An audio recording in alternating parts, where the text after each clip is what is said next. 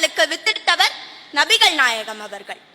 மனிதன் மரணம் எய்த பிறகு நிலையான தர்மம், பலன் நல்கும் கல்வி, அவனுக்காக பிரார்த்தனை புரிகின்ற நன்மக்கள் ஆகிய 3 விஷயங்களை தவிர மற்ற அனைத்துமே அவனை விட்டு முழுவதுமாக தொடர்பிழந்து விடுகிறது என்கின்றார் நபிகள் நாயகம் அவர்கள்.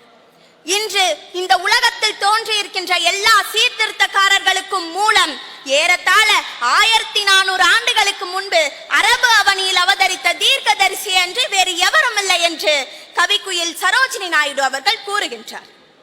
மது விலக்காகட்டும், மாதர் மறுமணமாகட்டும், மாதர் சொத்துரிமையாகட்டும், இப்படி இன்னும் எத்தனை விஷயங்களை எல்லாம் முதலில் இந்த உலகத்தில் புகுத்தியது நபிகள் நாயகம் அவர்கள்தான் என்பதனை நம் யாராலும் மறுக்கவோ மறைக்கவோ படையலாத ஒரு உண்மையாகும்.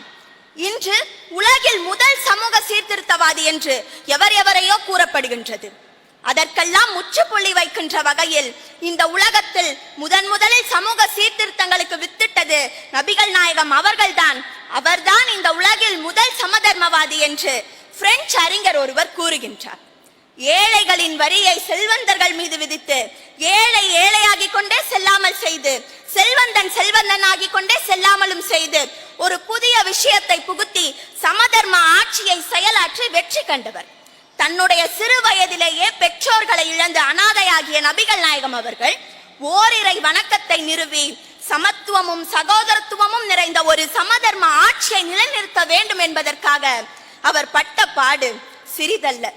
பாதையில் கிடக்கின்ற முட்களை அகற்றுவது மனிதனது ஒழுக்க கடன் மட்டுமல்ல, அதனை இறைவன் உவந்து அவனுடைய மறுமையில் சன்மானமாக அளிக்கின்றான் என்று நபிகள் நாயகம் அவர்கள் கூறுகின்றார். மனிதன் தன்னிடம் இருப்பதையெல்லாம் தன் பொருள் என்கின்றான். ஆனால் உண்மையில் அவன் உண்டு தீர்த்ததும் உடுத்தி கழித்ததும் மறுமைக்காக அல்லாவின் பாதையில் செல்வதற்காக சேகரித்து வைத்ததை தவிர மற்ற அனைத்துமே அவன் மற்றவர்களுக்காக சேகரித்து வைத்த பொருள் என்று கூறுகின்றார்.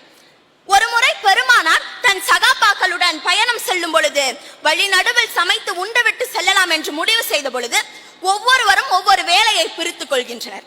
அப்பொழுது பெருமானார் அவர்கள், நான் விறகு சேகரித்து வருகிறேன் என்று கூறியவுடன் மற்றவர்கள் அனைவரும், யார சொல்லலாம், நீங்கள் இவ்வேலையை செய்ய வேண்டுமா?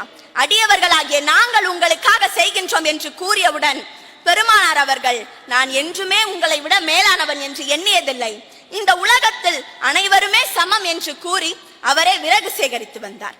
முதிர்ந்த இந்நாளில் கூட மக்களை சீர்திருத்த வேண்டும் என்று நினைப்பவர்கள் படுகின்ற பாட்டை பார்க்கும் பொழுது, பல நூற்றாண்டுகளுக்கு முன்பு மக்கள் அறியாமையில் வாழ்ந்த பொழுது நபிகள் நாயகம் அவர்கள் புரிந்த சாதனைகளும் சீர்திருத்தங்களும் முரடர்களுக்கும் சகிப்புத்தன்மையையும் நேர்மையையும் வரவழைத்த அவரது எண்ணங்களை போற்றி பின்பற்றி பாதுகாக்க வேண்டும் என்று கூறி விடைபெறுகின்றேன்.